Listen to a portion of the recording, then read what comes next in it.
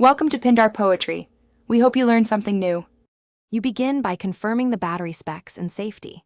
First, verify the voltage and chemistry so you choose a charger that matches. Mismatches cause damage. Next, clean and tighten terminals to ensure good contact and wear gloves and eye protection while handling. Once done, set the charger to the recommended charge current or C rate and connect the correct polarity, positive to positive, negative to negative. Make sure the charger is in a safe, ventilated area before you start the charging cycle. You continue by managing the charging stages and watching key parameters.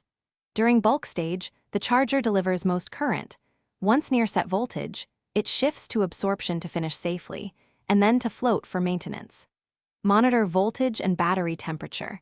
If the temperature rises unexpectedly or readings look wrong, pause charging and inspect.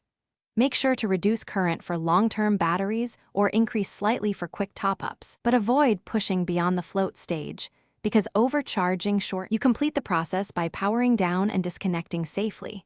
Turn the charger off, then remove the negative lead followed by the positive to prevent sparks. Once charged, allow the battery to cool before use.